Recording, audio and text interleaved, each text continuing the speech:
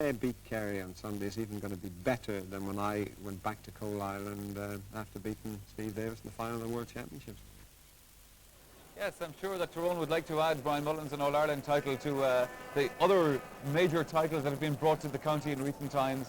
Yeah, it'd be a dream come true for them, and I've always said that people are a bit flippant at times about chances. Like Tyrone people now are saying, well, maybe we'll win next year's Ulster Championship, and even if we lose today. But chances don't go like that. When you get your chance, you have to take it. Monaghan people last year said when they nearly beat Kerry in the first match, we'll be back, but they're not here this time.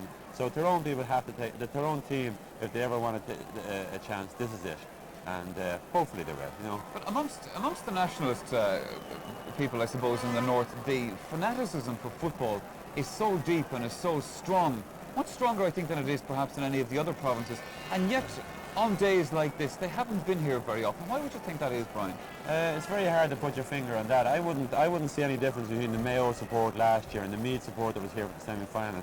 As opposed to the Tyrone support there. I think it's just any county who has been kind of in the wilderness for a while. They just love the chance to get up and they, like you met people outside who didn't even know where Hill 16 was, you know. That's right. And yes. They're up here to make the best out of the day. The big fear is that the players who you're expecting to do a good job will just not do it on the day, and that's what champions are made of. Art McCrory has to get the 15 players to play like they've never played before today and to make it a day worth talking about. We've talked a lot now over the past few minutes about Tyrone and the fact that this is their big day, but let's not forget, even though they've been here quite often in the past 11 years, it's still a very, very big day for Kerry as well. And this team we're seeing is something special, and by every year that they're here and add another title, they're becoming even more special. Oh yeah, I've always said, I said in the semi-final, that the proof of champions is production on the day, and their forwards definitely did in the second half against me. They produced it when the chips were down and when it was called upon them. They're definitely a great team. They produced it over the last 10, 12 years, which is the proof of the pudding. They're not going for a 3 in a row, they're going for a 5 in a row. Brian, just as you were talking there, we see the arrival of Dr. Mick Loftus, the president of the GAA, of course, and his wife Edie. Also Dr. Tomas Morris, the patron of the GAA, as they take their seats in the main stand in time for the minor match, and I'm sure they too are looking forward to both of these games today.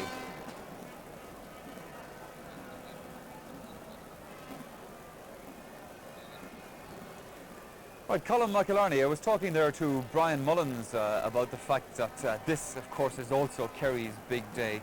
And this unique team, you were mentioning this to me earlier on, they really are something special. And if Tyrone are to lose today, they will have lost to a side that has carved a very special place in history. Yeah, there's no doubt about that, Michael. We would all have to agree that this present Kerry side are the greatest team of all time. We may not see their likes again. They've been a very special bunch of players. And if Tyrone lose today, they're in very good company indeed, because we have watched this particular Kerry side hand out fair, comfortable thrashings to teams now since they've come to the top over the last decade or so. It's never been easy to win in All-Ireland, but since Kerry have come to the top, it's been harder than ever, this group of Kerry players. You know, but I still draw an analogy to Down in 1960, where Down were given absolutely no chance. Kerry had come into that All-Ireland final the hottest of favourites. They had beaten a very good Galway side with Sean Purcell and Frankie Stockwell, and Down, as I say, had scraped home in the semi-final. But and even on that day, it took a couple of breaks. It took a couple of breaks, a lob from James McCartan that Johnny Cullity dropped, and then a penalty afterwards, and then fair dues to Down. Once they got the lead, they didn't let go.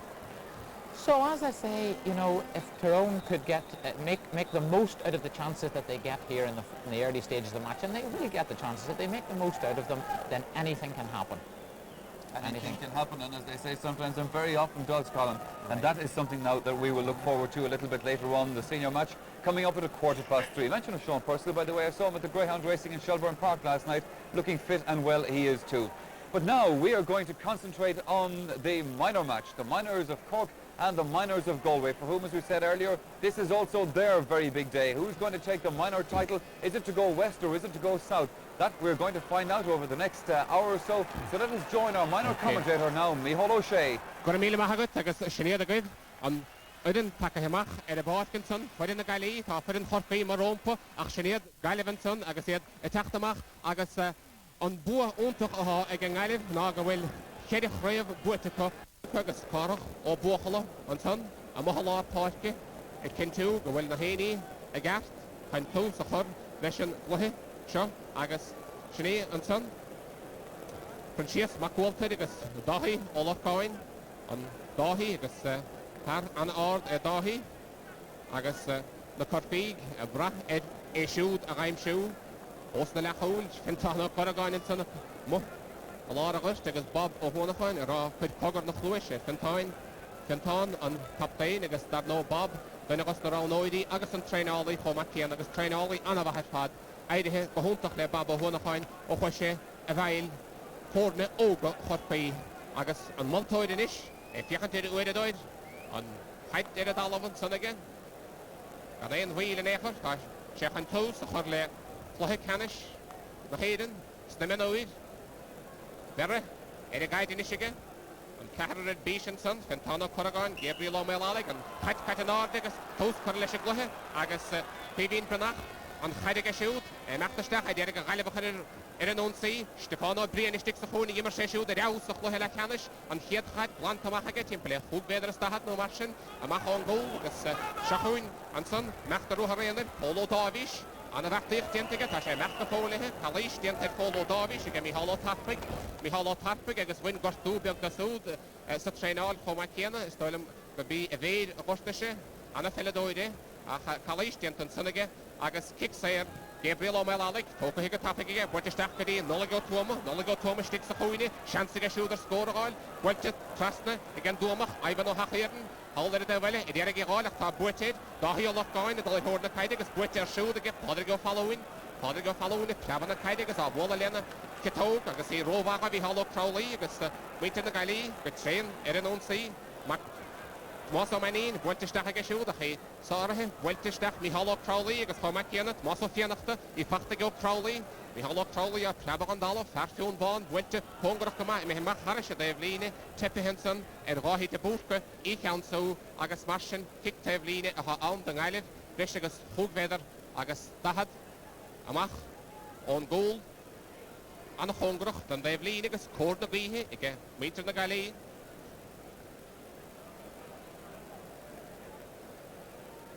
Argal O'Neill I builteisteach a jo lás líige nádaló agus well chans an san I get Padre O'Machad a I builte go hulk I get Padre O'Machad an hiad deise bhí an sanige agus bhí sé seo ina chaptain an síse chláiste íorlathe chomá ó bhuine bheá agus seach mlíon na díag go sé be sé ó go hóhann chu immer a ríiste bblion se chuún fe mar a bheith cehar eile chomá leis seohe Polo Hay ó bhaile an aspaig hí ahead Padre I gimach le corpaig na chuigeí builteach aige bachtaige Fergal O'Neill le na bhada I builte trasnaige siúd go dtí Macgillachamín, más Macgillachamín a chan chaidfach na geogiige agus I buinte goige Polo Colomáin I ddírig I halló méláin a ghaimsiú ach I fachtain is reisige Polo Colomáin agus meachta ruha réanar lethe builteisteach aige I jo ráhí lochgáin I meheach haris an déh líne agus kick teh líne a an den gaileh agus an Baltasa Padrig ó following a hópaigi tar bhéalach an gára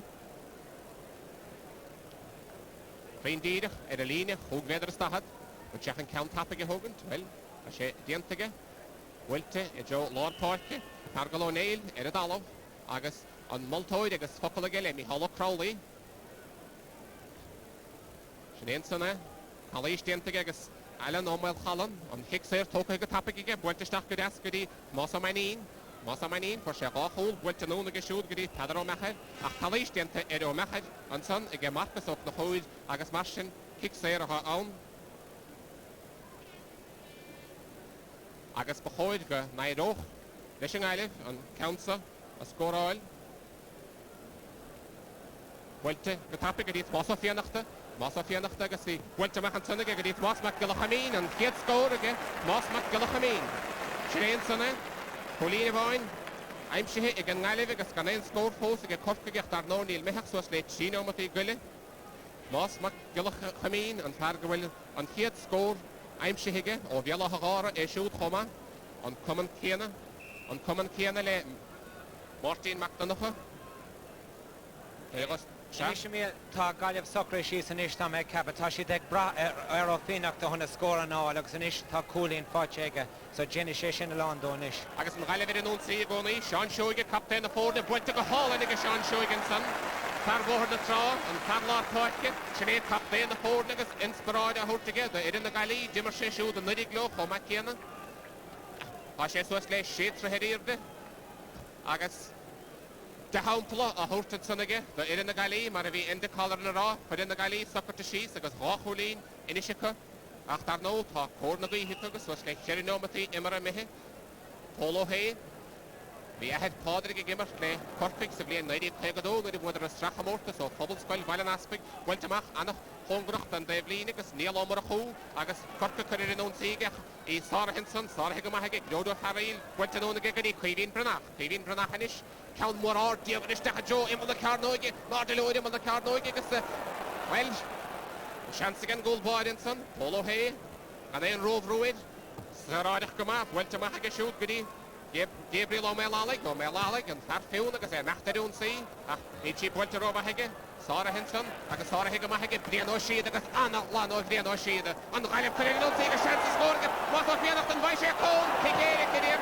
Shaq Kikerik near the other son again Maltoid Kikerik who Masa Pianach Maravi and the color in the rolling wait in the galley a brash shoot on a score on the goal Shireen Sana and Fargar Dinachan Kali Shireen reached them after staff Animal the card noige agus féach well níor bhéon áras an échar mar gealid chalís déanta de sticks the card noig agus marsin hénig an chaid na bhachlanige tarwacht de ár mar a bhís ar áilid ons bedéal a bháthar seo agus an chaid chuige ar a lína fithe méidir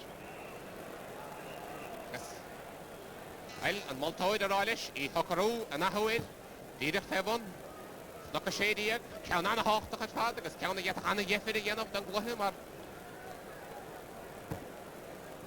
Neil Mehach, Shane on Matimara, also Fianachanish, Rahishdak, went to get on a hole against Master Fianach, all hole, well, he have Shane Tans the polo hay. In the Hanto Wagis the hostanish, number hostanish, kick in the Kishin Nishagas, Tasha, Solonish, Gul Galliv Soccer, she's Akna Corky, Neil Sheets Post on a kappa, a comage. Winner fashion Willem Guia Coral Galliv some lash on it. Agus deishelige bhí éiscintin san agus well níor bhéon áras an échar mar gealdir an gaitin bhfuil sé go dain goiding a bháilta go híisiil isteach an héamna láimh clé agus anna chól agus rácholín in isig an gaiile gan éon scór an counsan fachta go bhreasa níl ómar a chó go dtí Gabriel O'Malley ag go seachú na corpaí isteach go dtí dáthíol ar gáineach tá buitar siúda go gródó Tharil agus í glantamach Harris Lár Páirce agus seachúint más ó fianach doréis an parafuid an cól agus a fuidir cólín cad a dhéana sé bhainte isteach an sannach tá sí letháirithe agus a teachtamach le tá marcas mórach na chúid an lán cholaí bhainte ag siúd agus Polo Colomáin builte ach dáhíad a búr go take he gáidir bhainte isteach ag siúd go dtí Ivan O'Hachairn nach róváda Ivan O'Hachairn imheamach Harris a Devlíne kick Devlíne don gaiile. Bheis agus chúbméidir a stahad amach an gól Cúcúlíní faras páidige for in the Galligas was le seach nómatí imar a mithe bhailte san ag Briano Sheed is agus éidir chuidir nóíoch Gabriel O'Malley de chopic an chaid countsa go deasige bhailte go híisiil fanna talún agus I chu bheras anna gheasar fadan sanna go dtí Polo Padre Godávis I deireadh nóla go túmach aim siú an brepa sí amach Harris well tá sí trepa himach I know chudíireachtaí nóla í thuama agus dar nó fad anna chuntóirech an túmach ach tá gróda Tharil ag mead súil anna dhéar a fadéir agus a déanamh anna bheachtaíocht ar go dísa bhailteach ach seachún Mícheál Crowley fachta go deasige congracht a Lár Páirce pleban sé bhailteisteach corpaise chuirche nólaigh ó Tuamanson ach nádal am a bhechaigh an Maltóide réanós tá sé miheamach Harris a Devlíne agus kick Devlíne a cha ann do bhaintear na Galí agus gródó Tharil agus é déanamh anna bheachtaíocht ar fad go dísa é héin a hócaigh an council Tí bhailte roiad ar fadaige tá sí mar sin héad tá sí fachtaige muris mac donnacha mac de hálín I bhí gimar le gaiile go gan é cinnte agus í cinnig roiad ag siúd an adóg séite an Maltóid muris mac donnacha san sné heal mar a chó ar a trasta agus chuisih agus na corpaí agus chuisih fachtaige siúd gur cinnig muris mac donnacha an count an roiada agus mar sin kick sé a ann agus farfiún bán corpaí chuman na Mícheál Crowley a hócaigí tá craobh ile éidir agus siúd le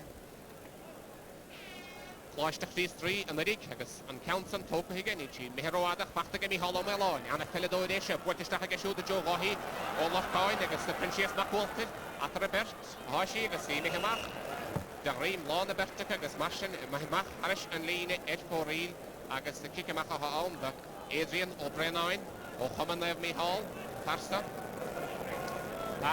Dunne an Googer ag an nalib I bheith ógan ó hun cynimar a ríist an bhéit a hún Gabriel O'Mail Alligan son agus a bhfuil gwytir trast na parkip ó Colamain fachta go deasig agus gwytistachat son na John Holige anna gháile son ag Princess McWalter agus calís diantaid ceann anna háchtach as pad tucha henúas an sonige I róbas an éir an Baltasan do ráhí ó Lochtáin agus marsin Kicksair calís diantaid agus Kicksair a há an den nalib agus Adrian ó Brenain a hópaig an count a ríist Adrian agus well, níor a bhéon síalar sa chluthasa go dtí sa fós. Bhfuilteach aige, I Joe Lord na páirce, agus méid na gailí agus iad a dhéanamh anamha go dtísa agus más mac go chamín. I dtíar a géad a chuidir an únsaí, bhfuilteisteach san aige agus well, anna hansanis, istig. Bhfuilteisteach ach sána hiag an gúil báide. Polo hé, well, bhí seansan sannacha agus bhfuilteach go deasaige go dtí dáhí de búfca, sinné dáhí de búfca, lantamach aige siúd. Fachta go O'Mail Allig, a dhéana sé le, anna dheasar fad. Ruach réanna agus an son bhfuilin sé go deasí, nola go túma mi himach go deasan son, anna felladóid, anna stafiúla persa, a siúr na jauga níirach, na jauga háisiad, imihisteach, robad ó tarílinn tros Alan O'Mail Holland, isteach go dí dáhí a Lochgáin, calís diantaid, agus, well, nola go túman son, iridalog, shré, agin an bhartaíochtar fad, shrén sanna, agus cintán ó Coragain, imníchan a hef, iridalog, for sé se cúl agus cúlín anna luas a chluthe I bréibh na mún, in sin bhat céanna sa chluthe le ceanna sinné ríistan sanna, a dul a Joe na caide an son. Titim geolis, iridalog, agus inis, pór lai seacharid, iridalog a gónaí, tar anna háchtach as fad a chorcaig, nola go túma ó bachrámha an farsa. Bhí sé scoil le deile sáil, be sé ógóhin a ríist, fan imara, an léintse choin, agus ceart go leor, móla basta, na maid baile heló ríist agus seans ag dáhí ó Lochtáin a géad scór a bháil a chorcaig. Dáhí, réindír chaláisní, buinte go híisiil, buinte go holcaige agus plantamach gan éon strónéchad an sonige, cóla hina gaile agus, well, chorcaig agus iad, well, gan éad sapirta síos a gert an son, sinné dáhí ó Lochtáin a mechtamach agus anna hásta le sin, ó chláistin spridlaí bhéisio, agus ahad Brown bhí sé a géad irin venúd chorcaí a bhuaig tréimh na héireann, bhí sé gimar talína lethúil a láislíoch, sé seo, cintán ó Coragain, captaid a fón. Kick taobh líne, bhfuilte siúd isteach a Joe láislí, néad a ghoran an son, bhfuilte isteach, agin Pádraig ó Dávis ach go nechar póideach, amach paris an líne cúil fóraín. Chorcaig agus gan éon corach, go únsathe go díosach, ní mór na húnsathe há diantata, go bhfuil suas le bháin ómatíag imar a mithid, tá sé a gimmar de gine na gaíthe mar sin héin. Bhfuilteach a Joe, lád na páirce Míhall O'Mail O'Mail a buhaisteach go dtí dáhí ó Lochgáin, go dtí Pádraig ó Dávis, seansa go siúd, trothíarach, well, bhíon míán san le Pádraig ó Dávis mar sé anna fast ó ráthí ó Lochgáin, sinnéan sanna, rihamach, agus bhíon míá leis, well, sinné ríistan sanna, Pádraig Dávis a rihisteach, Vinnig a beth cod ohoige bwylt agus gan rimisach a cúl báid ach bwylt sér a daiv mi chartas na cwili ed ofyd un tail da gailid ende. Seans ma cael sé gan sin is sin an jiffic the toid yn y ffórn yn is tusi corcaí ní siad ag fáin na scórna mar atá tusi na galibh sin an jiffic the is toid. Agus críbín brnach agus anna iarach dwig siúd an gailibh cyrir yn únsig ach sára histig a desan sannig a Marcus op na chúid agus Marcus yn is ag glan yn y caid a Marcus Pádraig ó Dávis na chorcaig a bhil an ún gorí Ivan ó Hachairn na mechtarú harayanar Ivan agus titan sé gaulis leonaín sé aidir heréis bwrt an ún cintán ó Coragain i mihim a cintán ó Coragain an son agus well before den counts an council gróda harail a haid an bhana chosint agus Derek an Coragain a chorda bwilte ag a siúd gorí Sean Shoige captain a fórne bwilte Harris Lár Parkige ó Crowley iad a dalab agus bwilte agus well an gailibh agus séad Idianamh anamh pat sa chluithe go dtí at más am aníann san agus caléistíon tar siúd an adóg séite an moltóid agus marsin kick séir an gailibh agus an tarir in a hatspla tar galón éil, tar gleann na bhada an in count sa hógant timpeléin lechiad méadar nó lís a bhóm amach ón gól agus Well, below the loch tackle, the Kirian so, the Shrey Fargal O'Neill, Weltish Gestacha John Hole, Welter Vadroada, and Hevnalaw the Clay, Nahar Hodach Kama, Agus Harish and Lena Ed Forey. Kerinomatid Emera, Agus and Hadis Hard and Emert, Godisa, and an hour Neher again Nalif, and Galif and Wachter, after Hod and Lewis Dock, will hold the Gay Hippogus, well, as Le Corpig, Veshes Tarnala, Alien score, I'm sure Hippogus, Kerinomatid Emera Mehe. Kick him up, Welton. Agus reached, went in the galley, Bert Churacon, Cargalon Ale, Ryan Sheen, Agus, a well in the stack of John Holy, Weltamach, Sean Orwood, Glen Horan, Agus a Dolly Horton, Kaidenson, Adramachin, I'm sure he get Padder, good eat Mossofianachta, Mehanon, Green, Goon Elenish, Anna Hongroch, look a shady, Yerach Tooth Sarahe, Agus Shahun, Stefano Brian, Weltamach, Shoot, good eat Dahi the Boof Kanish, Welchelena Keto, Agus a Chachtamach, Dahi of Coin, Pachtagan, Lopconach. Weltestahage, and I'm sure Chef Hodding, I'm Nulligo Toma, Paranachreen, I'm sure Horn the Ford in it, went to Padagon, Mihalo Meloin, and I have Shinera Hamaha, and Kamani, Homaki, and I got well to the session, and a split the hot thing. Nulligo Toma, Weltestah, and I'm Hodafi, Shane Sana, Mihalo Melon, Shane, Nulligo Toma reached, and Padin Bug. Parana Hontorach kick war the tooling to join on the Carnoig and Rip sticks the Carnoig. Well, neither Limerip, actually, me hollow Meloin. And in the hot slot, I guess I never to Mahalo Port Kickers. Wait in the galley and don't see Pentano Corrigan. And Hyde Imshika shoot the hot pick. Went to known Giddy, Gabriel O'Melalic, Comrade, Holaki, Derek Hotpick, I didn't see Lock on the Harish. Went to shoot Giddy, Podrigo Darvish, and shots again on the got to him. Well, but Chiro oh, well. She have in Road August, Grodo Parili, Winter again, Grodo Dalov, Weltamaha shoot, Giddy, Princess Macwalted, Derek Lee, and of a Macleh, Weltamaha Joanna, Naps and Ironson, they get Pavin Branach, I say Derek, Winter the Galley, I didn't see, Weltestachadin, Goony gets on Giddy, Mosso Manin, then the Oran Trust on the Park, Shansagish, Sean Shoigish, Sean Agualish, Shanser scored, Welter go Hulk, Sean Shoigan son, then the Kitoig, but Bashirta Bed, Erachtel.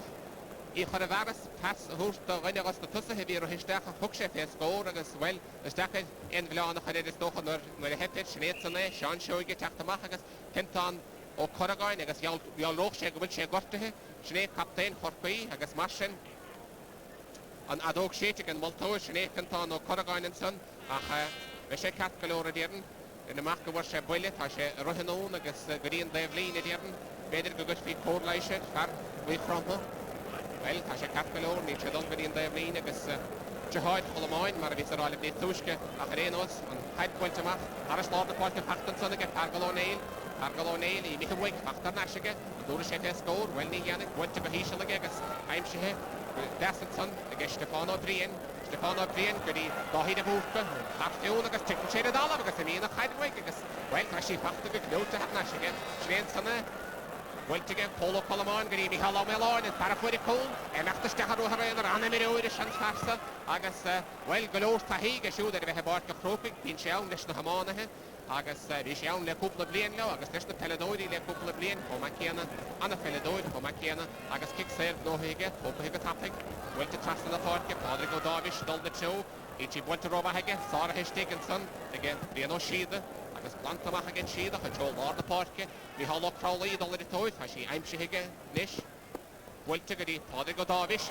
agus is desmar agin sé sin chuig méadar is dahad méadar a mecht leis a gcónaí an dúra sé fé scór bhfuilteisteach a bhfuilte go cáimige mar írig Ivan O'Hachéan seansa go raibh na Carnoige bhfuilte anna hábháil ó gólbáid an san Adrian O'Brien anna chéúnta duldaach tá chalísteint an san Podrigo Darvish ar a dalamh na Corcaí agus iad a chur anna bhrúnis ar chul na Gailíoch áthbháil déint an sanna Adrian O'Brien ó Ivan O'Hachéan agus tréin sanna Ivan O'Hachéan na gháidisteach deanna sé greibh sí mé fóraí agus anna hábháil ar fad an san ó Adrian O'Brien agus tréin san Podrigo Darvish agus duine chalíis ar siúd agus mar sin kick séir dus na Corcaí.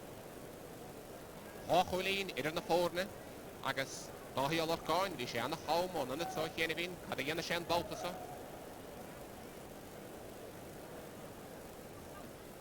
Well, ní léon garúd déanta an báltasa ag dáhí a lorgáin. Éon chulín a bháin idir na fórne agus suas le 8 nómatí díag imithe. Tá forn Corky a gimmert I wad níos fear níos tá crúlaí de búrca agus an leadbeag sna tosíonn sin ó túna gimmert go hanmhanis.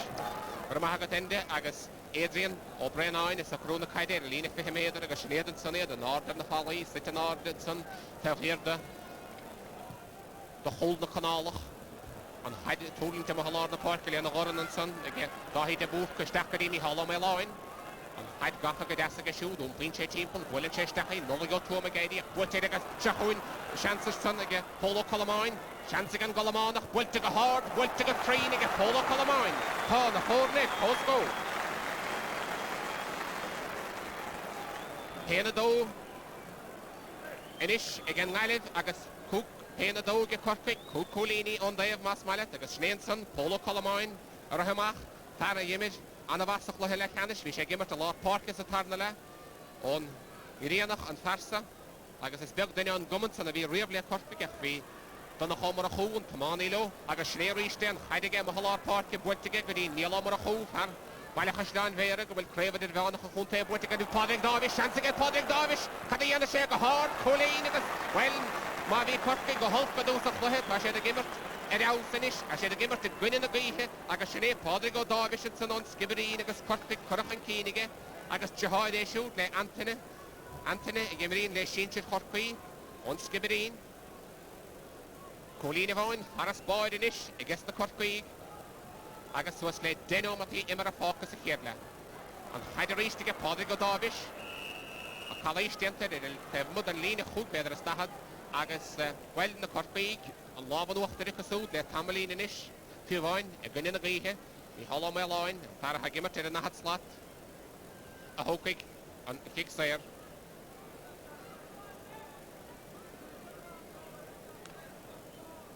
Imrín sé siúd sínsir agus Pelegus amáint leis na pierce buirteach Gabriel ó meála go hard agus ó meála go trín well tá Corcaigh a gaimsúna scóran inis tá siad rácholín an cín snéan Farlár Parkinson Gabriel ó meála agus an Counson aimimseige ó ceartscoil ruthid na boundan é agus bhí sé gimmart le ceartscoil na Corcaigh chomh chéana gur bhuaigh ceartscoil na chéíire a gréibh na mún hís tuisce im léana a chaimí fechantanis ar Adrian ó Brennain Full boire na Galway agus le well bhaid níos cúna mí le denómatí nuas ná mar bhí sé sa chéad denómatí sa chluthe Bord na gaithe bhfuil amach jo lár na páirce agus í fachtan sanna go dahí de búcha a gimmart anna chluthe na Corcaigh bhuiilteige go dtí nola go tuama mechtasteach agus chalís rístéantar nola go tuama well nola go gimmart a bhad níos fearr chomh céanna le denómatí le carú a chluige nuas ná mar bhí sa chéad denómatí agus well tána dhétar a dhéanamh sin de immart Corcaigh chomh céanna in sibh na déan rapadóiríonn sannach sé sem í hallá mé láin well ánach bhuiilteisteach láslí agus well éimihan san sinna béiritó Padraig go fallúin ach an tarna seansfachta go bríon ó siad plantamach gin siadach I jo lár na páirce well anna napad san ag más mac gilachamín agus chaléistéantaid Kick sér tóca go tapaigh chuhín brenach go dtí mac gilachamín I reis go dtí chuhín brenach ach well éimihe mó agus ní hallá mé láin tóca go landan dalmhaige mar sin kick sér a bhaintear na Galway an báutasa Padraig ó fallúin ó bhíal á gára don ní hé eilean ó máil chálan mac mhéar na Galway agus bhí head clíanna gimmart le sinse na Galway buirteisteach agus siúd go dtíon lántasa ó mechad ag bháilisteach go hard agus ó mechad go trín Pedar ó mechad agus an bhear na lídathe go pedar ó mechad tar bhuine bheá inis Níl a chéan cholín bháin idir na fórne héna ceithir le héna trís léon san pedar agus suas le seaachnamatí imar a fácha sa chéad le Pól ó hé ó Pobblscoil bhaile naspaig mar a bhuaigh chláin melara anna luid fad a gréibh dí na mún am léana chaid bhfuilte amach go siúd ógrach go mad an daobhlíine anna bháilinn san a ríiste go Pól ó Colamáin bhuilteisteach ach bhíon ó siada teachtamach don ngailid bhuilte go siúd go dtí Seán Seoige agus kick fórad a bhuaigh siúd a ddíirigh bos ó manín a gaibh siú agus Seán ó ruid go dhéchantlis ó manín rómhaga Leaba don dalmhach é ddíirigh slí an a paní bhla go dtí Fergal ó néil inis Trastan thólisteach a John na Carnóige agus ó anna bháilisteige sanna go Stefán ó Bríon bhuilte amach go siúd óngracht an daobhlíine Bachta go deasan sanna go Padraig go fallúin mechtastach, déanana citóga, well, ní tí sin, trín, agus pleaban si go nethar cóideach amach aris an lína cúileach, anna dhearach dweigil, duine agus na lechólathe, fádir go following, dhearach scór a gaimsiún son, dan ngaile, scór a chadach na fórna cóscór béidirach, ní raidig leis agus Olohé, and then kick him out of wall.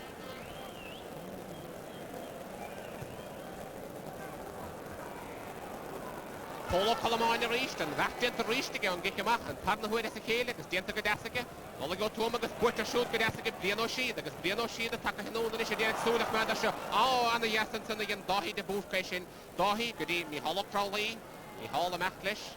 Roharayana agus Targal O'Neill, Ian of Kalaisher, Shnemi Hollandson, agus Sostalena Hadimera Gadisa, agus Targal O'Neill, agus me Hollow Crowley and son, agus yet got a very hale dear and Multoid, a lot of the Kaidi, well, Tashakan Kaidi, Dinamaka Flabba, Atara, Rodagan Royton son again, me Hollow Crowley dear, and Multoid, known well, Tasha, no, Neha, Solitivian High Robo Gadirn, Tasha, a lot of Kaidele, a lot of again, because Count Fact again.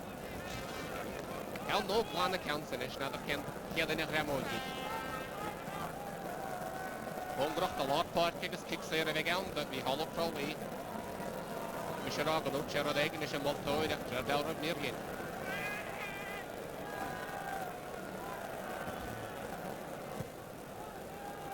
Will to go Crowley, because Gabriel O'Mell Alec, I'd have a hard. Back to get after game, Well Alec. Will to trust in the park, Shane, Pevin Branach. Well to make a shoot, wait to the Gallier and Unsi, Moss McGillachamin, went to Stach a shoot, but it was it, was on my knee, and after Stach and the Lish, and I'm sure she's go, and I'm sure she's Pauline, also my knee, then a hito, Stach Joe on the car, no gigs, and order low, factor Gadas and Son get Fargo Nail, I may have reached. I got Sinead, Stefano, Brian, Guadamak, they had. Stefan, a Dergi Wallagadi, Neil over a hole, while a Hashdan Bear, will crave it down the Hone tape, Wittige, these Tushkim Lena.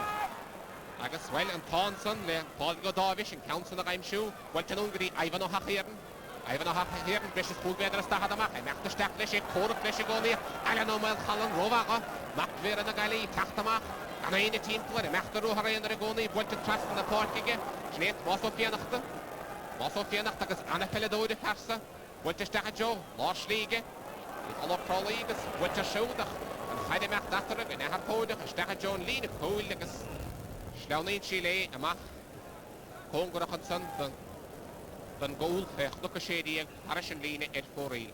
Agus Haranot, a hook to the bark, a get Cork, and a Heinig, Agus Schnee, Stolem, Gorel Stefan or Ruit, Sean or Ruit, a gemacht and bark, Agus Marcus O'Farreg, Stolem, Taka his deck at the boy.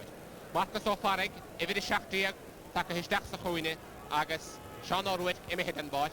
We Hollow Crowley, agus Butted, Polo Calamine, Butted and Golamana, Homakiana, and Baltuson. Went to Stackedy, Sean Shoigan, Hadro Machad, Mossofianach the Nisha Cork, agus Sofianach the Well Hashe, to head Olive, and Heidegger Cat Calor, Cadianigan Maltoid, went to Gadas and Sonagagadi, Muddish Macdonocha, Kalish Dented, Widdish, agus Kicksayer, Targadolale, and he Hogan good topic, well, I shall any Hogan Poginish. Fargal O'Neill, he played the hot maid of no machine, Ford the guy again, well, Ford the McShef had a Rohin, and Meshet Creen a Rohin. A father Rohin, and Nietzsche a Creen a Rohin, Agus Machine, the Chancellor, or got a move, again Nile, Sekirla, Agus not the Fordol, if it hit after these, it Ford the guy, a cook, well, Nietzsche, the Yanderson, a lot of way, Agus touched it from Dedic, they had Polina Boyne, Agus Polo Hay, Boymal the car, no get big.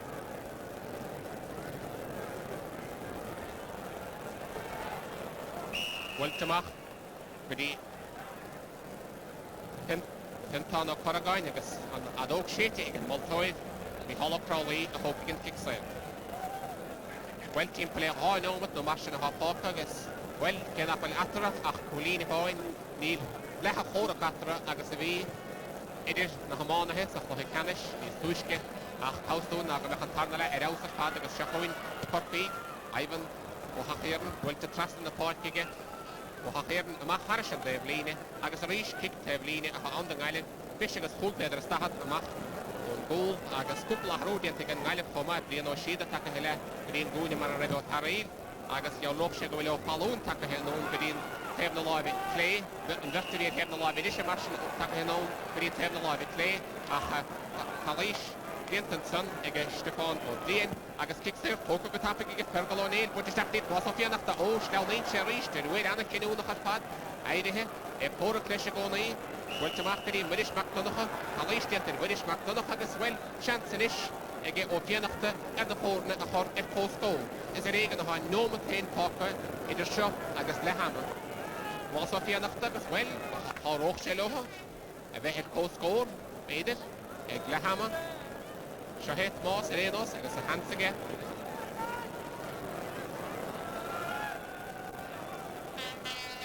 Moss op je nachte wordt het vast aan de park agus Howlandson da he de boek ta wordt er shoot agus Howlandson aan 'n hole of Martha Manin schreef Martha Manin wel in de finalishin wordt er nou track aan de park en zo dat Martha via nach de vitrale voor de Colin defen ach Martha Manin de heimschick schreeriste macht wo pachtige dessen sonnige die andere wel gestart klappen her aan dal op de nette top aan 'n hole pad aan 'n hole kan een tanswachtige polo he agus an ish well kan winter na gali mechen keen agus denomati fi het immer meher ra hold agus chicolini hold agus kericolini agus de kortweek ach Shreen son agus dena session an the vahas fada ende an the vahas na gali an coulson o maso mani yeah genuine cool shin along the galif tama kappa le coig no me jev number shin vider an hiun ilar park ni roder fall along agus mariala shin ach tashid nan score an all in ish agus le Corky in ish tak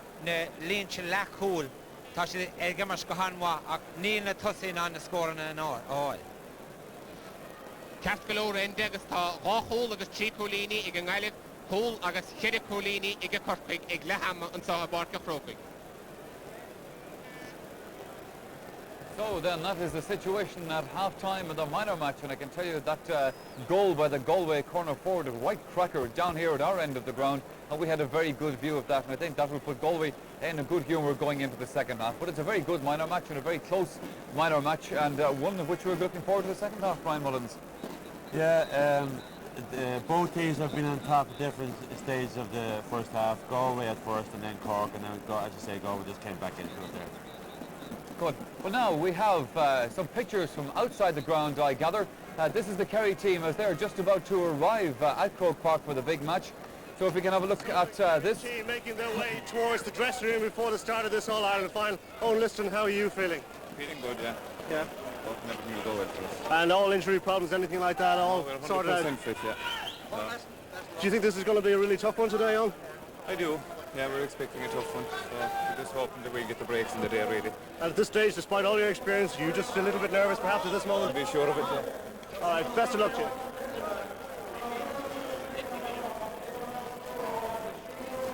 Nicola Dwyer, perhaps these are some of your most anxious moments trying to get into Croke Park here now. Every moment around Croke Park are pretty anxious for people that are involved, I think, you know. But I suppose that's just the way we have to accept it. I will be getting in here in a minute, so I will be okay. So at this stage, everybody all right and everybody raring to go? Yeah, everybody's okay. Jacko, I think, will be playing, and the bomber is okay, and the whole team, yeah, they're all in good shape. All right, make the best of luck to you. Thank you. Okay. Paddy, you're looking forward to this one just as much as any of the others? yeah look forward to it Best of luck to you. thanks very much. So as the Kerry team arrive at Croke Park, I'm sure they had no trouble getting in. I'm sure this man hadn't any trouble getting in either. Of course, it's the President of Ireland, Dr. Hillary, being led to his seat in the stand by Liam Mulvihill, the Director General of the GEA. Being greeted as well by Nick Loftus, the GEA President. And the President, I'm sure, like the rest of us, looking forward to the second half of the minor match and the senior game to come a little bit later on. So then, with the dignitaries arriving and the rest of the crowd arriving as well here to Croke Park, the atmosphere is building up. We will be back. 51 are being introduced to the crowd here at Croke Park. Now, it's become traditional on All-Ireland final day to honour one of the great teams of the past, and it's the Mayo team of that era that you are seeing now. Mick Mulderrick, the white corner forward, in that time just gone past. The late Tom Langan being represented here by his brother John, also a member of that team.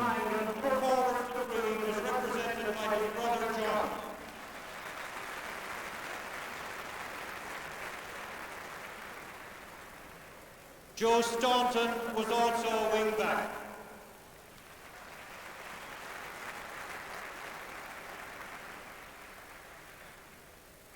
Sean Mulderrick played on the half-forward line.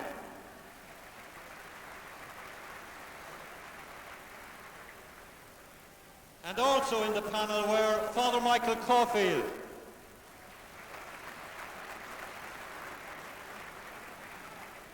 the late Liam Hastings is represented by his son Liam Moore.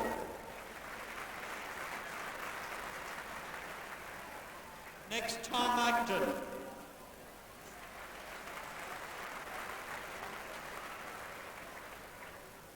Jimmy Curran.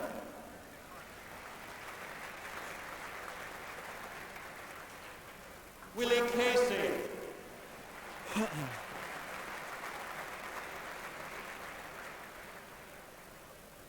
Mick Loftus.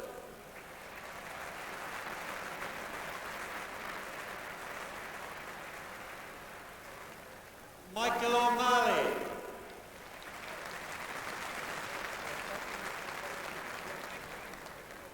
Christy Hegarty.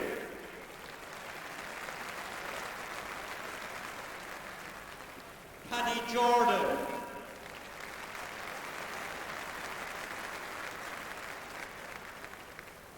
And by no means least, an outstanding goalkeeper, Sean Wynn.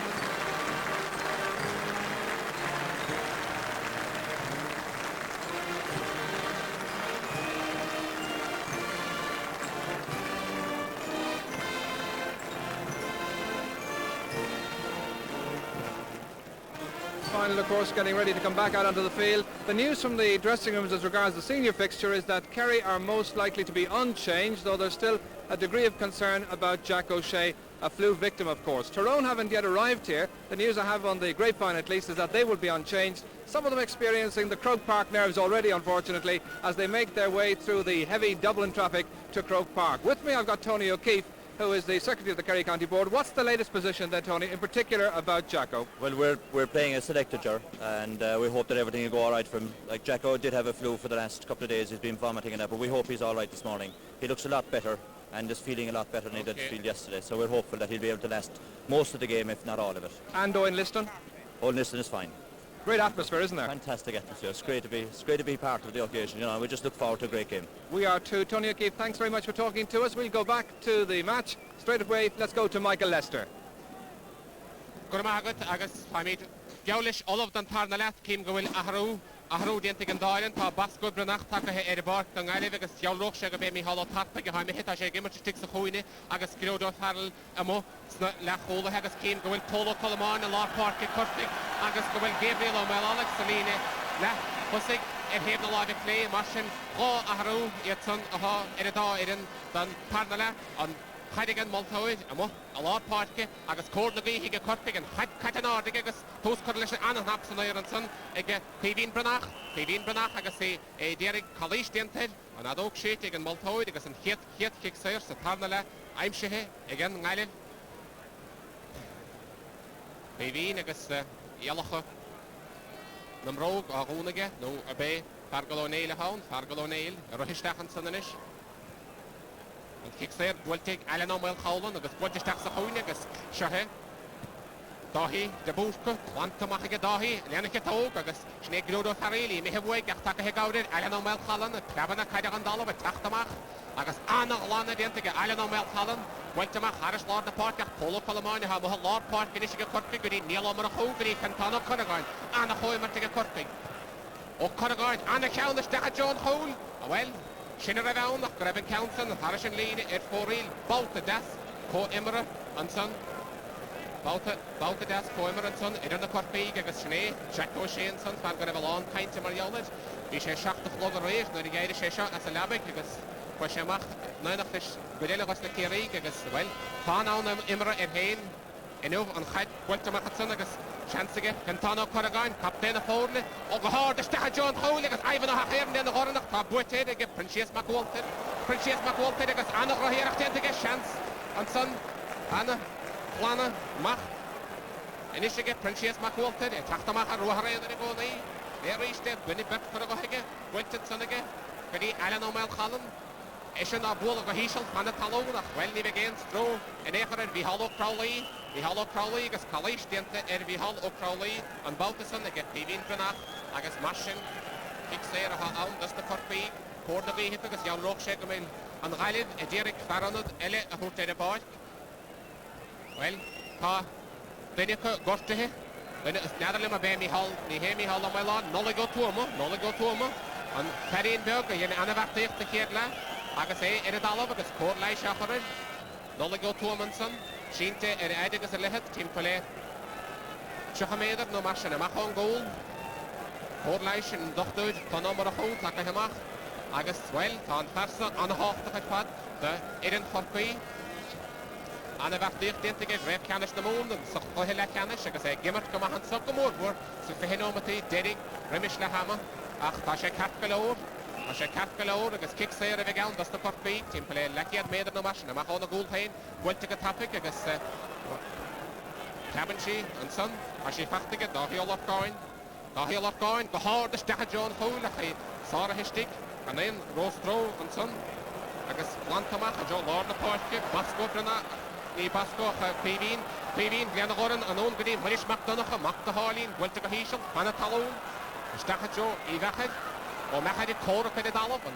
I'd counsel Higadastica, a Machanson, Pavin Branach, Chancer score, Pavin Gahard, Pavin Gafrain, Pavin Branach, and Harlar Podke, Shenanson, Rahamach, I guess Anna Horst, the Lishin, or Hilanin and Tarsagas, well, Kish Felladoid, Anna Homus of Father, Homakiana.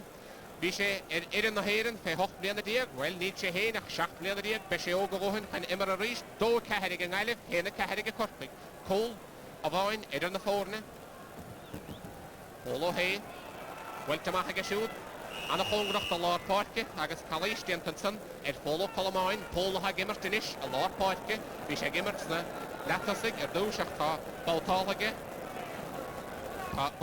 like Gabriel O'Mel Alec, and Counson.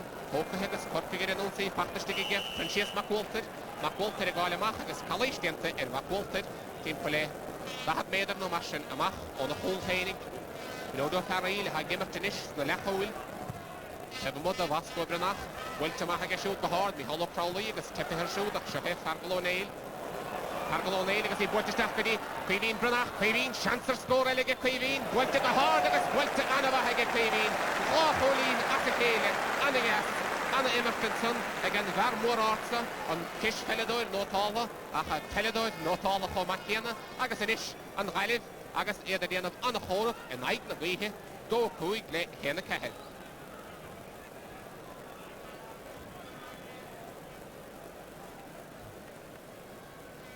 Polo Hay, Mahajo Lord the Park, Polo Colomine, the Sean Shoig, Tite, after Bert, and Raleigh, Cargalo Nail, what to shoot the Queen Branach, and by Shen Seal count as a Kale, Queen a Galish, what to the Hazel of us, oh, what to the cow, Shinner around, well being me all a shacha.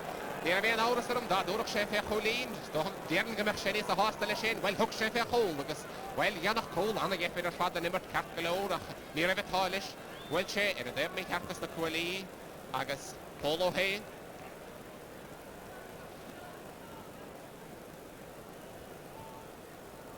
Cool body, Weltamach shoot, Green, Hine, Mahad Mader, Neil O'Maraho, Stackary, me hollow my line, Bhí halla mé láin na Cork ach tá buitir bhí halla mé láin agus seachún muris macdonacha. Muris macdonacha go dtí más macgilach amín, chalíis diantaid, macgilach amín, Dalam, we get bechtas na Cork son. Agus sinnéad dáhí de búrca agus a mí halla Crowley, mí halla mé láin. Mí halla mé láin a cúlú sír, fersa. Naine me bheith na hat slatacha, cúlathe a bhaid sír, a bhéir de lá na páirce, agus anna bháil an son aige dáhí de búrca, Dalam ach chó mac céanna, bhí greimime get más macgilach amín agus marsin, capagan moltóir an áde atarabert, an áde lei.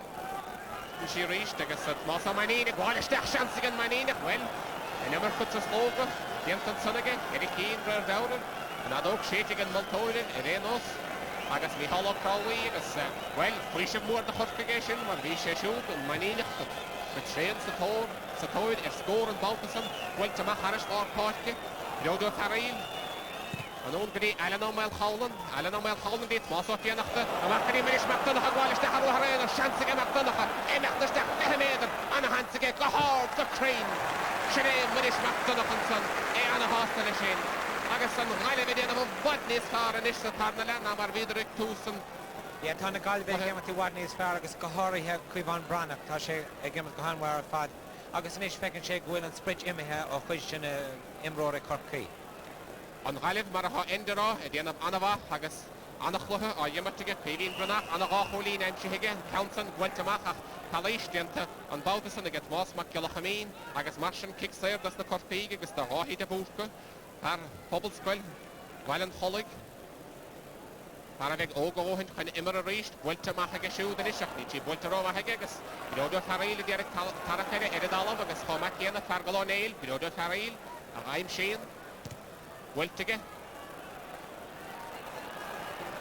Cadar o mechyd, Gwelter siwd agus sneud níl omar a chw. Bailach ysna'n bera. Gweltige siwd agus na Corpaig, yn o'n si. Montas Achanson, dahi o lach gain, Calais diantar siwd agus kick seir. Agus hyn hwgig gan ein ag o. Dahi o lach gain. Och lástan sprit nif agus fi. Sé siwd y togyd na Ik kan zeggen dat ik hier kom, maar kennen. Daar heel wat gaan. Korting en brachen. En Colleen rijm show on Gansa. Wilte. Agus hij nacht de stag. John Hall. Wilte maakt de horen in goal Bidenson. Agus Wilte maakt is grie Padrigo Davish. O Davish. Lena het ook. Kan more prior de tool into John de Carnog. Even nog heren. Agus Wilte show de Basco Brunach. Wilte maakt de horen. Grie Fargalón Éil. Fargalón Éil. Agus Calais diantar show. Agus marsin kick seir den Island. Alan O'Mail Challan, sacarú da caidin san da hyn. Naid eib tiach a hocht, da fi a hanahid. Gimart le, chwerin na Galway, Weltamach a jo, lor na Portige, agus Padrigo Davish, an ôl, gyda Marcus na chwyd, Weltig a holpige. Anach lana amach an son, gyda Briano Sieda, gyda Mas Macgilach am ein, gyda Pévín Brunach, a ha gimart i'r haws ar fat sa tarna le, gyda Mas Macgilach am ein, chans ag siwd yn ish. Weltig trust na Portige, Weltig a holpige, agus i pachtan synnige Marcus O'Parrig, a mach gyda Stefano Brien, Lena Horan, gyda Fentano Corrigan, gyda mi holo me lain. Anna iarach da stach a John the Cal, no again cool body, pachtan mach aim si hygad estig goal body, EP Vroom, nola go tuama, Richard Trastna. An het pachtige nola go tuama, pain agus Gwilyn Trastna na Portige, Emil the Cal, no again synnige a chance at hole, again dahi a lot going, Anna Havoid, Glans tamach again Princess McWalton, vi Anna hantige dahi a lot going, Anna Hostel to fad, diantige, winter na Galianson, McWalton ag gwael amach agus Calais diantige, agus Sinead Padrigo Davish and son agus, well, Imaniach, Gwyl, the Corky, and Derek a lot of the winning. Denomati Emera Mihe, Denomati Poker, Shahun Polo Colomine, Machtaro Harainer, and Machter Fowl, Chancer scoring again, what is that John Hole, like a score, and Polo Colomine, on Paul Barnetson, Rapshi Pelamada, and Nahar Foja, Agus Welny, Richard Channel, Adrian O'Brien, and Sonagas, and Vartit again Gelsnet, Polo Colomine, Rapshi, Nahar Foja, a Yelva Shep, Ni Rapshi, Nahar Foja, where she stacked with the Conan Lean Town. Well, Nila, Walkolin, in the phone in the Shineri step, Polo Colomine, and Kitchen, Winterstach, Rapshi and Oliver, Gimmishie and Son, it is Brian O'Sheeda agus Adrian O'Brien after a berstrach. An immer to mahal á páircinis agus Pírín Brynach. Now Sean Shoige, Wiltige shoot gedi Mas McGillochameen, is dat gedi Padra Mechad. O Mechad. Bahar, is dat het gewoon de Carnoige. Of je nog de derde gehoord is het Mas O'Maneen, chance again Maneen. Oh, Wiltige home again Mas O'Maneen. Mas O'Maneen is weer een Hansige. Baltussen, ach Wilchen Council en het ermee hart is de Quelly. Eén om het diag emmeren. Roch Olien, ieder naar voren. Polo heen. Achterin, Lina goed verder staat. Wachtend zonnige, machtig zo karige, dus planten mag Harris naar de parkje, Girodo Haril, dan eigenlijk, passen kuma, Harris naar het parkje, Wiltje, machtig ook nog goed, gedi, machtig ook karig. Wiltje is gedi, Girodo Melana, chansige, Cantano, Collega, no go to him, chance score, oh, Anna Havon, Adrian O'Brien, gedi, Alan O'Mel Holland, Anna Immertinish, and Anna Ian. Alan O'Mel Holland and Derek Lee and Amama. Good Britain on the Podigo following, Erid Oliver gets polished into the following, Anna Harbour and son, or Adrian O'Brien.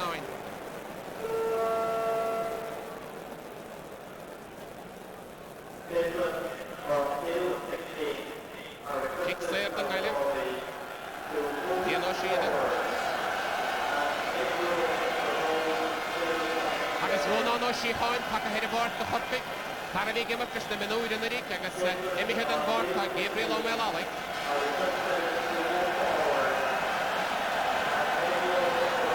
Knock when a very good combination agus well, it's both of them right here going. Sheets in here only the other streets that had a board cannot take another limit. Connor rocked up here on. Good train and flip a shade here, agus good train team from the park get hot, near and sunny. Go going for the again, bracket to the win, wait to here on, it is free.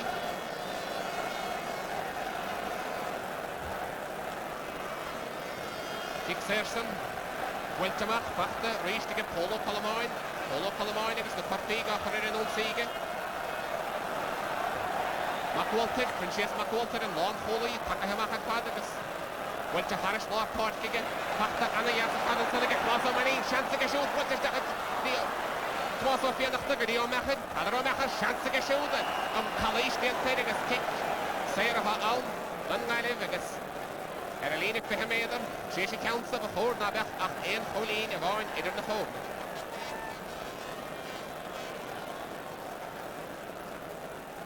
Sí féidir diag agus snéad Mas McGillochameen. Sé council. Mas McGillochameen. Se, ní lawn an isisechan cholín a bhain. Dó seacht.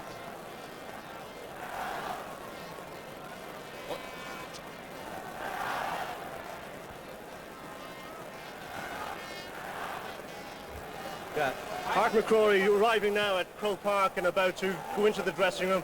How are the boys feeling at this stage? Boys are feeling fairly relaxed and fairly confident, glad to say. And what about yourself? Not so relaxed, maybe not so confident, but nonetheless we're happy that we're down here to do a job and we're well prepared to do the job, and if Kerry are good enough to beat us on the day, good luck to them. On the way to Croke.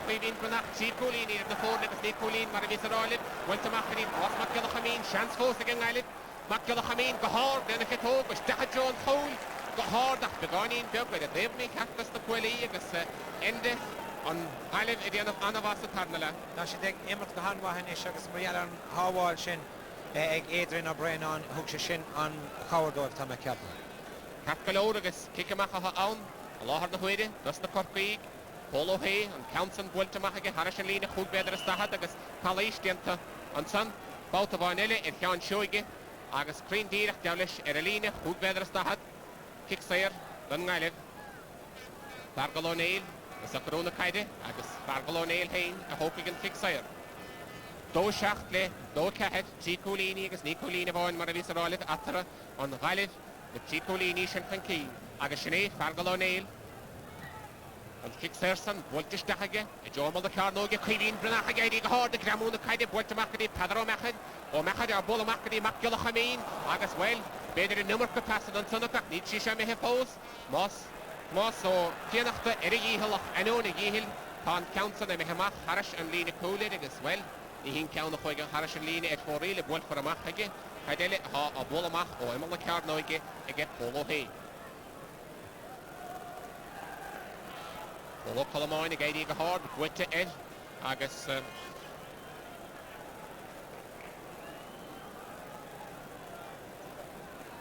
Iawn nóg sé go bhfuil paranod eile Sean Misdale ar a báilc ag an ngaileh Sean Misdale taca ar a báilc an ngaileh é hénig agus Marcus O'Farrig a dhéchan le chéile an Counson bhailteiste a John na Carnog Polo Colomáin grama go glót ag éirim le Carnog dear go lí anamh amach agus éimich amach bhuiile ghóla fachtaige kick cúgvéidir a stahad bhailteach Harris an lína cúil an Balgason agus é seileh na caide Tegur grama sé go glóte fadaí ach kick cúgvéidir a stahad agus Alan O'Mail Chalan Takathe an de bhile an báil don osta le chólathe chuin an Council Hogan tegus más ó fianachta ráile sí bhla go tapig teigis sé sin déantaige fachtaige an bhíanachtach an fianachta a déireach slíon ar eiscarí O'Mail Chalan is a plebh an dalamh seansar scóraige O'Mail Chalan is decha John Hole agus go trín agus sin cholín thurig anna bhisneach agus anna spreagan an ngaileh Alan O'Mail Chalan a ruthimachchan san anna hásta fadle sin Sherry Coolini inis idir na fórne agus bachóid a luanar buach riamh ag luthe canis irinsa na Galí irin manúr na Galí na cheirhálta a bhéidirsa luthe canis bhuadar go héanúidecha bhuadar ag chorpic féó tá sé na déirigh buachtantar an díomhid as a chéile ag luthe canis inis agus Sherry Coolini paraspáideach an imirt am halárpáirt agus an Maltóid chuin an chaide freabanáde ataransan ó Colomáin agus Caoimhín Brennach San diantige Caoimhín Brennach agus anna bhar pat san éir bhuilte go siúd go dtíana cholachaí Sean Shugan achtas decha ruthréin an galéine rimis an clíos go rimis amach ní bhfuig pachta han naisige bhuilte decha go raibh sé státas a drám well ní raibh ar an Maltóid Polo hé bhuilte amach go siúd congracht an déimhlíne taidir céide go desan sanna go dáhí de bústa dáhí Alan O'Mail Chalan pachta go siúd íireach túd sáirithe se Rónán ó síáin Rónán a bhí le Corcaigh an ríc agus tháinig ar bord mar ar anad anna bheachtaíocht déanta gar histeachchan san éidir géad a chuidir an ónsaí de nula go tuamach aimsún tuamach aimsithe trasan na páirce Ivan ó Hachéireann Ivan an is a pleaban a caide seansar scóraige Ivan go hard agus Ivan go trín Ivan ó Hachéireann ó chláiste nefh Mícheál agus bhí sé seo idir chlís trí a bhuaig tréimhí ógáin an ríc an bhearna lídathe go siúdan is go dtí trí Coolini nó éon cholamháin más maiile agus 8 nómatí imar a mithe Adrian O'Brien bhuilte amach Alan O'Mail Chalan ar a dalamh chalís déantaid O'Mail Chalan agus kick saoir den ngaile Pádraig go following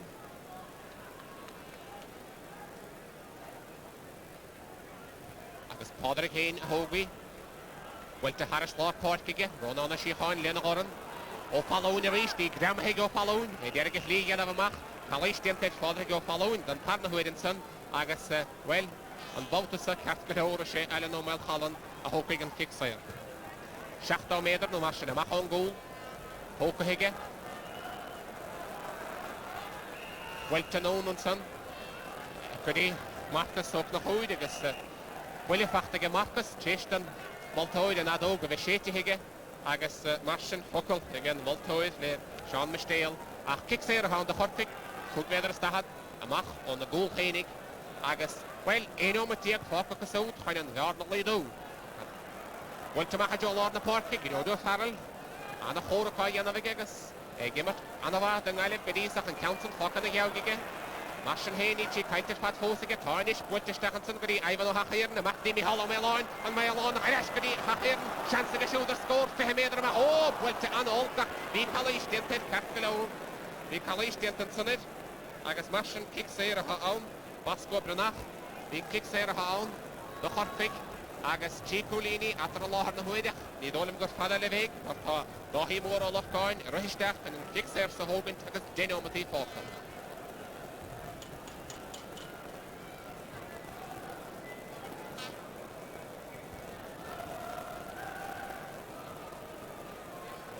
Dáhí gan ein darúd déantaige agus inis ní le chlácholín ar na fórna gaithe ag Corcaigh agus dénomatí fácail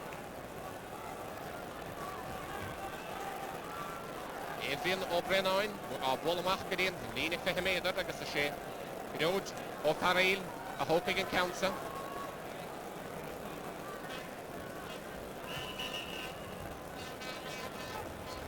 An Maltoid, a Ralishna. Tussahe. Matchir, this here now. Kerry the Diego is Yellow Shenish, Will Fentana, Corrigan, and Farla Park, give it to stick Lontas after Corpigirenos, Dahi de Bufka, Winter Stachan again. Ach, Bertrand, I live at Sonagas, Canadian Rose Thrower, Podigo following, Will to trust in the park, shoot, Pongrucht and Dave Lenigas, Mihal McGillachamin, Tomas McGillachamin, Derigi Council, Patep her shoot, as Martian, kick Tavlini, kick Staff of the Horpig, Team played Dahat Maiden, no Martian, a Machon Gould, Baltimore and Elliot, Dahi Olafgan, Takahemach. Having Council Hogan, Tagas. Marcus of the Hobbit, if he gave it for Lord Holy, Inish, a Lord Parke, Agus Fintan of Corrigan, Captain of Ford and Histach, Marlon to Saka Corping. Erenos, Kick Tavlini, Tokahe, they get Dahi Olafgan, Ronanos, Shihoin, a Gaidi, no Paul Podigo Darvish, and Heidegger Shoot. What to Makadi, Dahi Olafgan, Grandma Higadasaka Shoot, they did get Lee and Ronanos, Shihoin and Ish, Clabagas are bullish, Dagas are bullet of train. Ronanos, Shihoin. Inish Neil and Colleen Avon after a Shane Shihon Hanson, Maravita Olive, or Darren Odesha, Homale, Sean Brunachal, or the Shachtowdi, Darnovish, Gimaclem and Out for Queen, and Nigas, well, the unknown to the Rumsnar, or Lifton Lohikanishe, Gimashe House, the Hanshade Box of Lohila Canish, score on the Hawk to finish, Hook no Mate Falk, and Colleen Avon, Ashane Queen Brunach, Agashane Loch, the Gali, Kenny Ade, get Queen Brunach, Farmore, Train, Tiago Lloyd. Anna Horka Yanavage, Gimmet, Goodyear Fats at Tarnala, Anna Holina and Shige, Ach Darrow, Jenton, Baltasanage, Agus Martian, Dahi Olafgain, Agus Eshen, Pine, and Kicks Ersa, a Hogant, Hongrach Kama, Heavestick and Lina Shachtau Mader, Hornagui, a Corpig in Ishagus, well, and the edition, Vernas and the Liduni, Latrach and Holina Vine. Went to get shoot the Stajon on the Carno, get count on the Hunter, Pepper, his Sarah and Baltus again, Adrian O'Brien, Lantamach, Sean Shoga, Anna Flanagan, Sean Shoga, went to the Hishel, Hannah Palone, Grit, Mossomanin, Omanin, is an Vactin to get Rahi de Burka, a Port Leshagoni, Dahi de Burka, Noligo Toma, went to Stahaginish Grit, Padro Machad, Plabba, Agus, Derek, Sean Mistel, I'm sure, Sean Mistel, Pongrach and Davlin, went to Macadi, Cleaning Brunach. En achter O'Harainer, aan de geld, de stad John Holigas, oh, begon in Belgarisch, dat heeft me kartas de Quilly, Reinten me on Sunday, Pidi in Branach, Rehemach, de stad erin, belang de gerist, aan de goede Ayemmerstige, Agus, Schneef, Polo Hay, Wollemach, en Mistelig, Boetedige, Marcus O'Farige, Erich Zarige, Vachter. Edit Olivenson, again Marcus O'Farrig reached, against Callistian, and Marcus O'Farrig, against Martian, kicks there, that's the Corpig. He hollow Crowley, Larsoon Bone, Hoping in Council. That flush to 3. Hoping against Hoping a topic, Polo Colomine, and a move, Chicken Shaded Olive, went to Mahagadi, Noligo Tuoma, Shishak 3 names she heard the corner, Machter O'Harainer. Went to Stach John Hole, good as again, Ivan O'Hairn, went to Ivan O'Hairn, Vasco Brunach, Rovagan, Baltasan, Gimishima, Harrison Lean, Jahreem Vasco, Ediern, Agas Martian, Kick Cook Vedras, the Hadahound, Kick Cook Vedras, the Hadagas, Hornaby, he gets the Corpig, Agas, Bahi Olafcoin, Baltavan Ellie, Timpole, Shane Omati Parker, in Holina Van after a Corpig Colina Van Candidi, Cornaby, well near Water, Rio Eringali, a Gohikanish, Manur Hayden, and Naidog, Lishan Naliv and Corrierachtson, Mead, no Naidog, Le Corpig and Corrieracht the Harouche, Nin Kestwar, and Colina Van after a run on a Shihon to get it all of us, and Hyde Pack the Gami Hollow Melon, Erach Suit Sarah, Plantamach, Green Lina Cook Vedras Stahat. Dahi de Boofke, Cork, Dahi de Boofke, Booftent, and Bautas and Bosso Maninach, Bishemi Hamach, Harrison Derlin, and Maninach, Anna Hosta, Cook Nomati Parker. And Maninach, Anna Hostenson, Garaidiglish, Dahi de Boofke, and Agas and Hyde Wollamach, Harris and Devlin, Kick Tevlina, Dungailin. You know the Farail.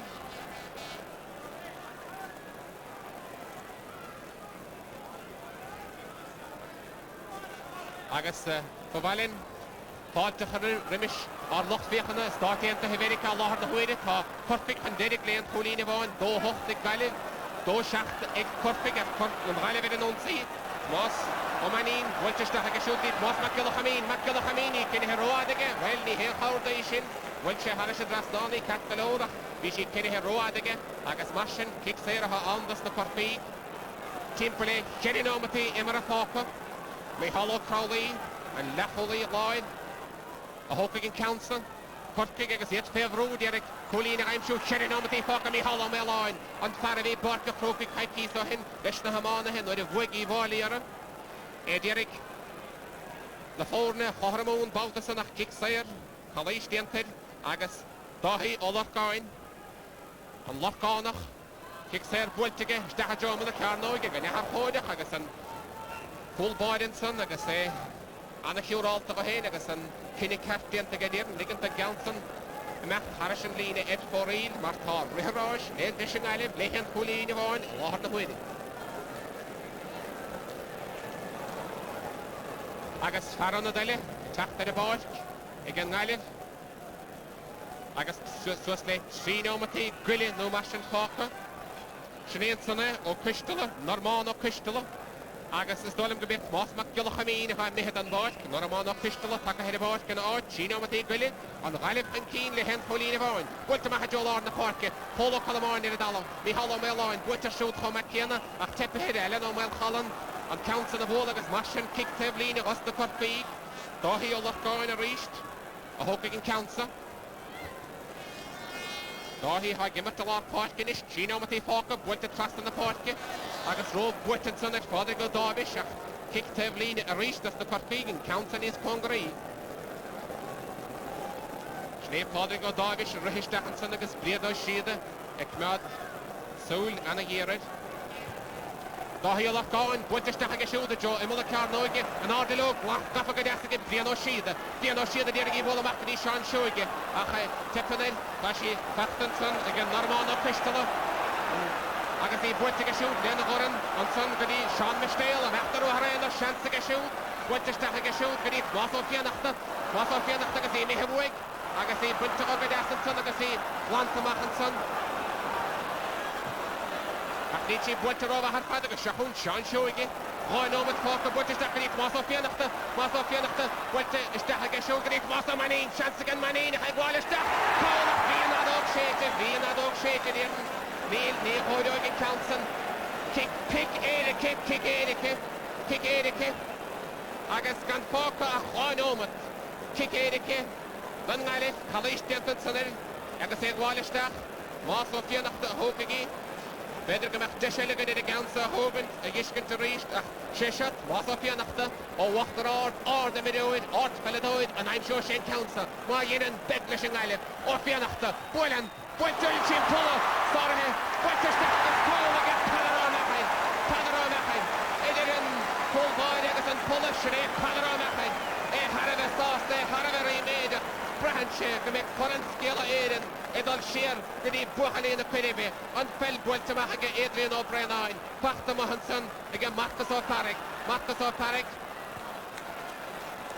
Went to trust on the party, a tool in Tipple, who better had no machine, a Mahon goal, like a Shahon meter the Galit, Massa Manin, went to get show the Staharish, Massa Fianach, and Mesha Tapping Ohin, a Hennis Mihalo Crowley, a Cork, and Mihamach, Atrabert, Parish and Lina, Ed for Religas. Oh, well, Massa Fianach and Sonagas.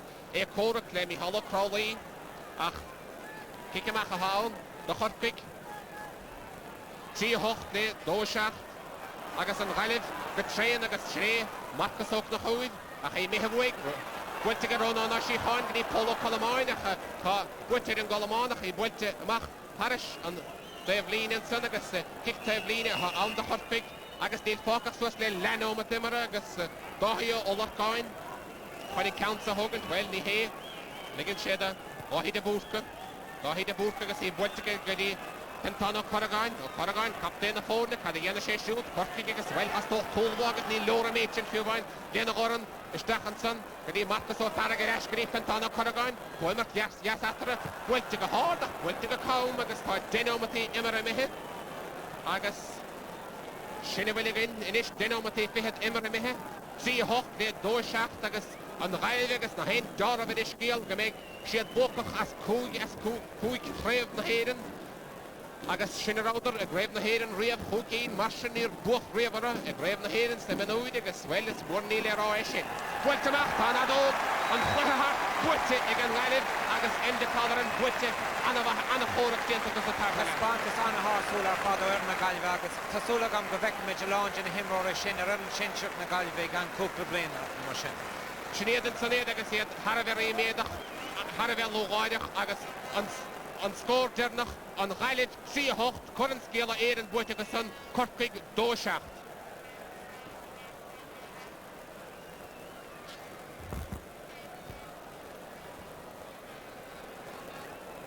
So great scenes of jubilation then as Galway take the All-Ireland minor title, and I think that will make up for many other disappointments perhaps for the county during the summer in both football and hurling. And the remarkable thing we thought, Colin McInerney, looking at that match, was the play followed exactly the same pattern, if you like, in the second half as it had done in the first. Yes, very much so. Galway were on top in the first half. The direct ball into the full forward line paid dividends for them in the first quarter. And then in the second quarter, Cork were very much on top. Their half back and half forwards were very, very mobile. Took some great scores and went ahead. Matty McDonough, if I can just interrupt you for a second, Colin. Matty McDonough, I'm sure you played against Matty a few times yourself. Just gone out of the picture there, one of the selectors of this Galway Yes, minor Matty team. will be delighted, I'm sure, because the next best thing to playing is managing a team. And it's tremendous then to manage an All-Ireland winning side. He'll be absolutely delighted. Jack Mahan, another former Galway great, in the middle of the picture there as well, congratulating some of the Galway players. That's right.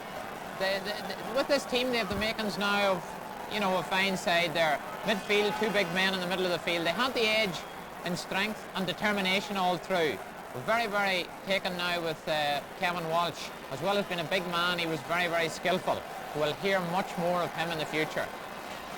Well, we perhaps will hear an awful lot more of many of these players, Colin, as John Joyce, the Galway captain, is about to accept the minor title trophy from Dr. Tomás Morris, the patron of the GAA, the Archbishop of Cashel.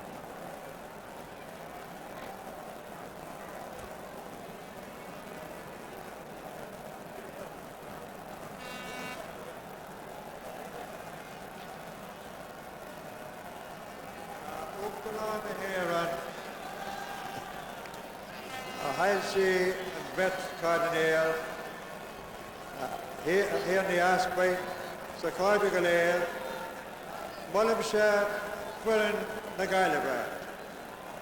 So Ryan and Con show Tasman and Shana, August, Tasha Tilted Gama, I got Quillen, the Galway. The Ura and the Campus got the Erin Corky. A raya can corn shaw, but the Maria the son go hanawa. A time boy Gallup Sedera, August Mullim Shea. Shogay.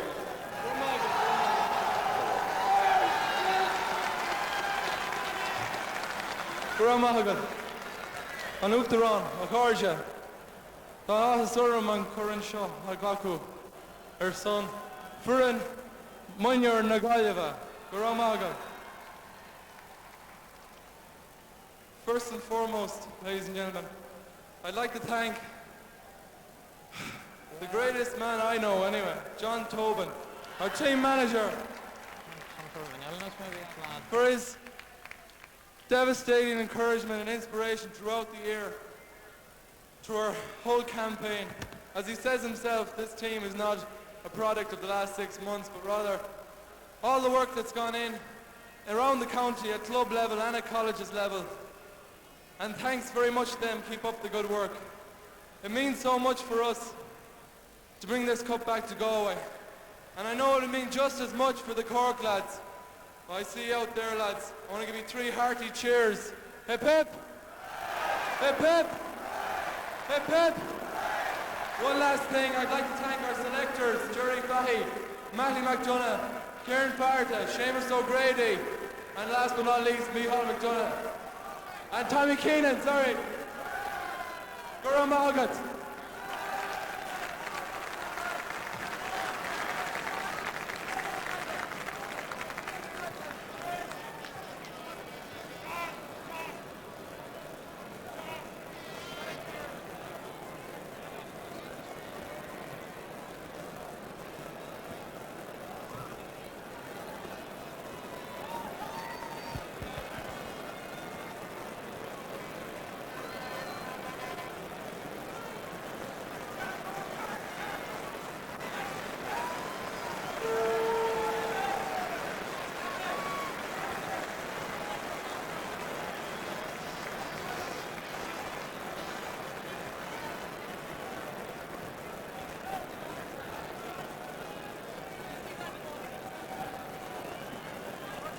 So then, the All-Ireland Minor Trophy goes west. First stop is to Salthill. That, of course, is John Joyce's club. But let's just say a word of commiserations to the Miners of Cork, because remember, they have now lost 2 minor titles in the last few weeks here at Croke Park.